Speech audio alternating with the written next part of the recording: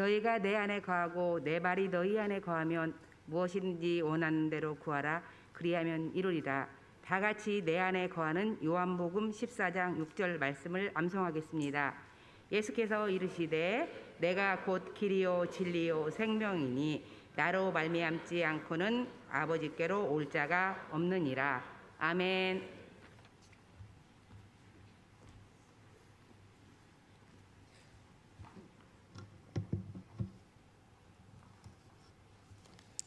할렐루야.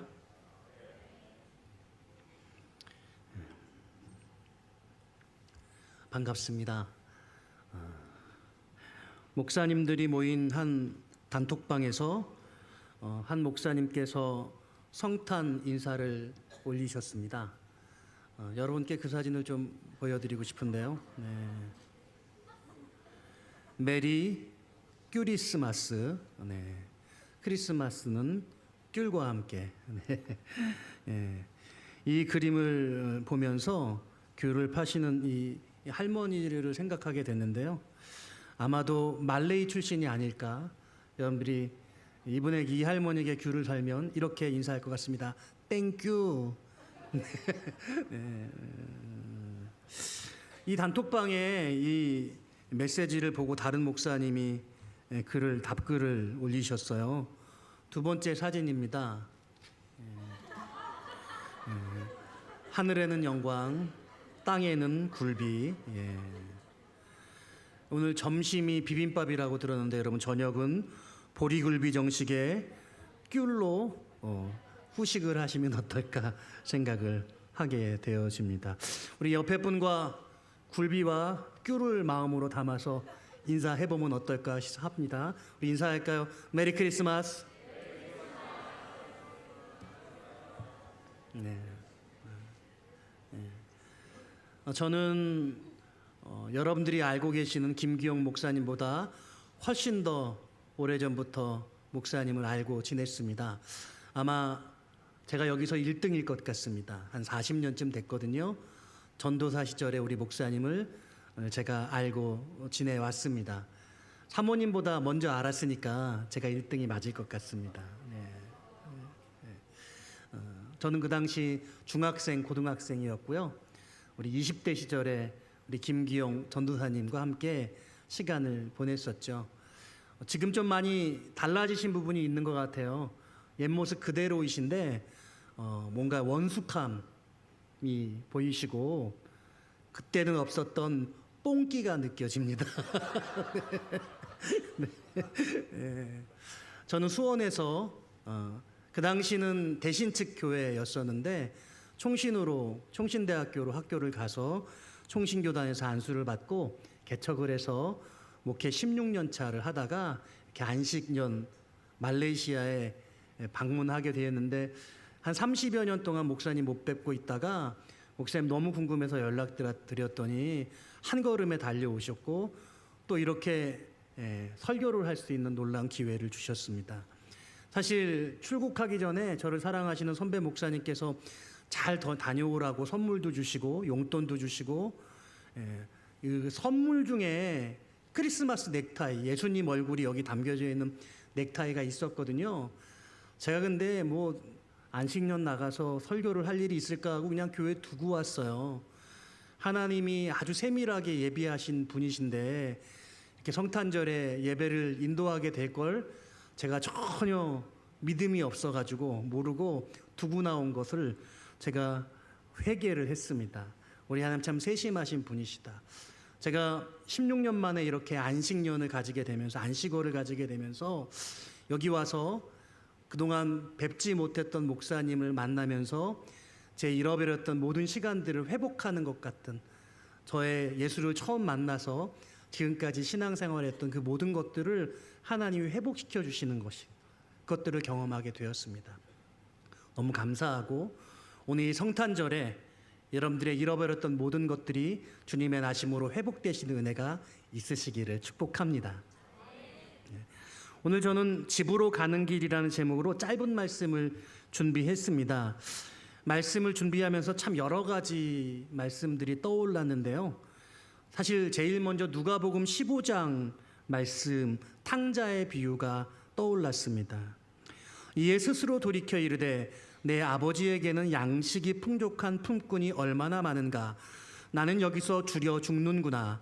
내가 일어나 아버지께 가서 이르기를 아버지 내가 하늘과 아버지께 죄를 지었사오니 지금부터는 아버지의 아들이라 일컬음을 감당하지 못하겠나이다. 나를 품꾼의 하나로 보소서 하리라. 아버지를 저버리고 허랑방탕하게 살았던 둘째 아들 탕자는 모든 것을 잃어버리고 그곳을 다시 떠올렸습니다. 모든 것이 풍족하고 행복했던 아버지 집, 그리고 아버지를 상상한 것입니다. 탕자는 아버지를 그리워합니다. 그리고 아버지 집으로, 아버지께로 돌아가고 싶어 합니다. 여러분들 인생을 어떻게 규정하고 계십니까? 저는 인생을 이렇게 정리해보고 싶습니다. 인생은 아버지께로 돌아가는 길입니다. 우리 모두는 길 위에 있습니다. 그리고 저와 여러분들이 사는 인생길의 끝에는 아버지가 서 계셔야 하는 것이죠. 여러분들 동의가 되십니까? 여러분들 모두는 인생의 주인공이십니다.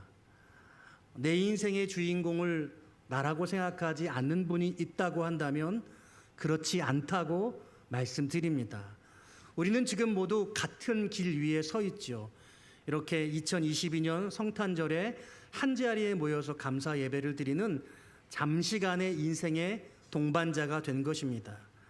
제가 40년 전에 김기용 전도사님을 만나서 저의 신앙생활이 시작되었고 그곳에서 저의 신앙생활의 출발, 즐거움, 그리고 저의 연애, 저의 모든 열정들이 다 그곳에 함께 섞여져 있는데 그 가운데 김기용 전사님은 저에게 매우 비중 있는 조연이었습니다.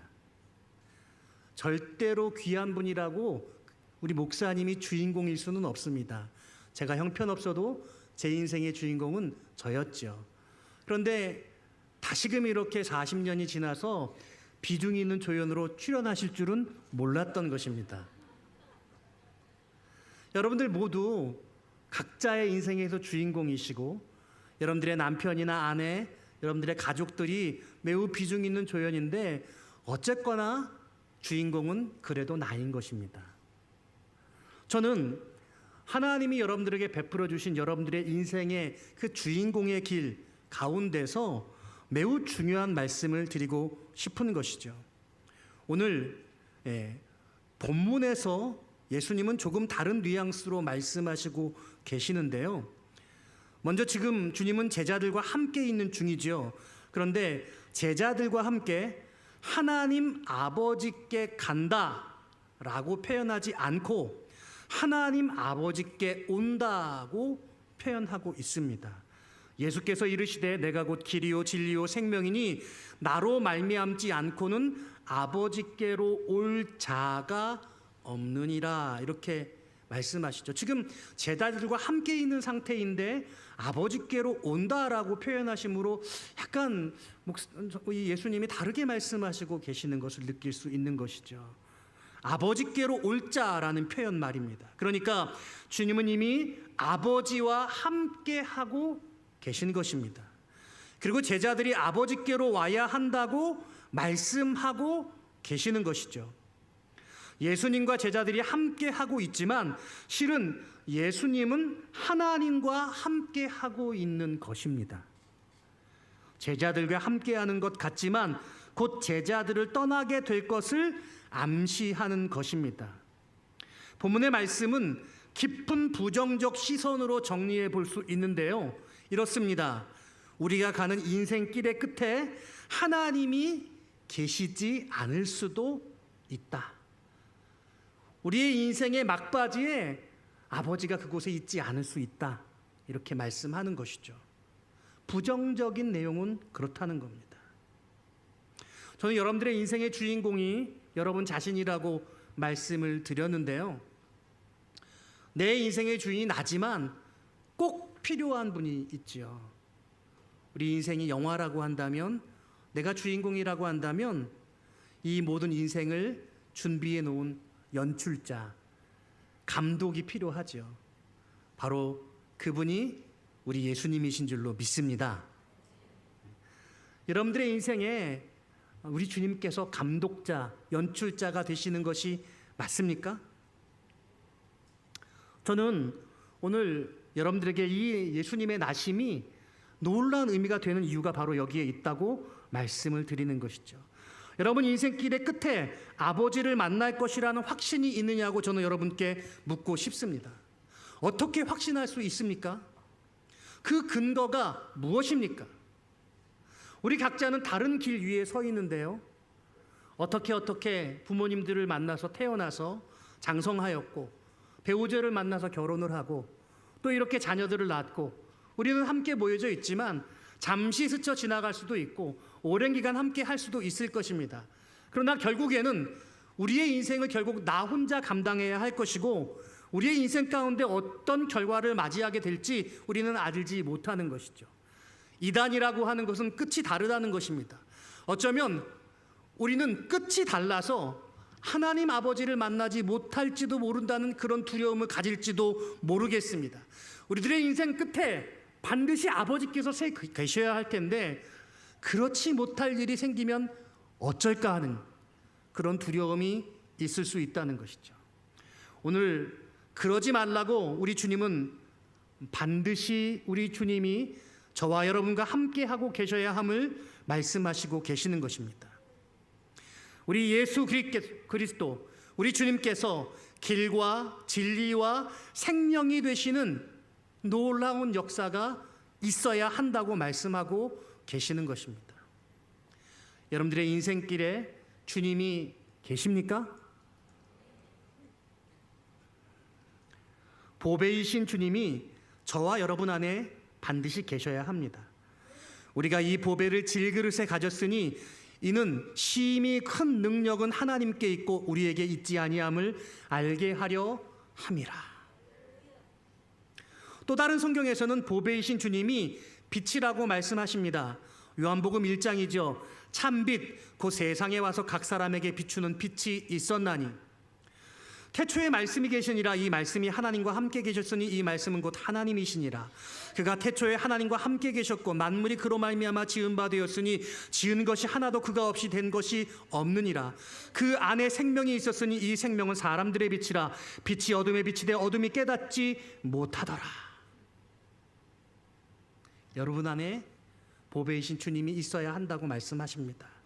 그리고 그 보배이신 주님은 곧 빛이라고 말씀하시는 것입니다. 고린도후서 4장 6절 말씀은 이렇게 말합니다.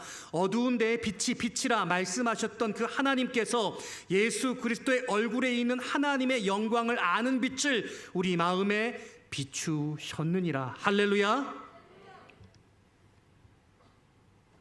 우리 자신으로서는 이 인생길을 밝혀나갈 수가 없습니다.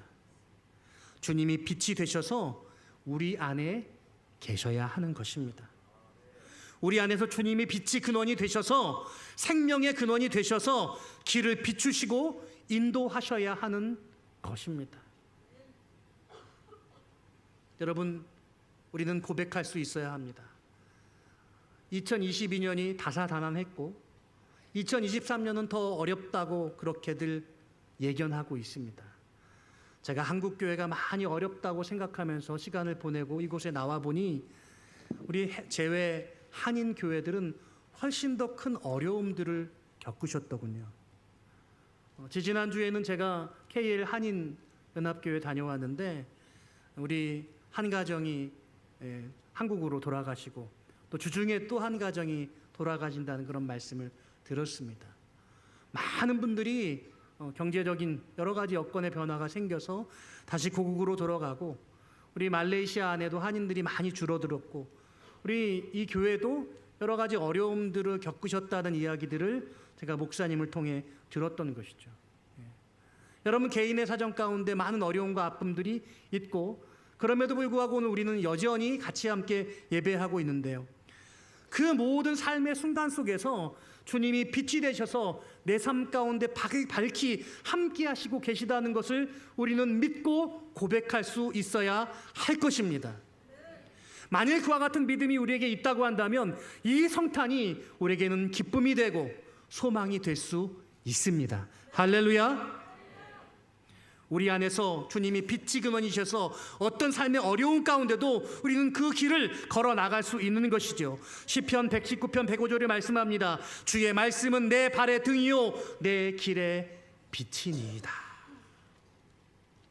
성탄은 내 안에 빛 되신 주님이, 길 되신 주님이, 생명 되신 주님이 놀랍게 다시금 우리 가운데 기쁨과 소망으로 오시는 전무후무한 사건이라고 할 수 있습니다.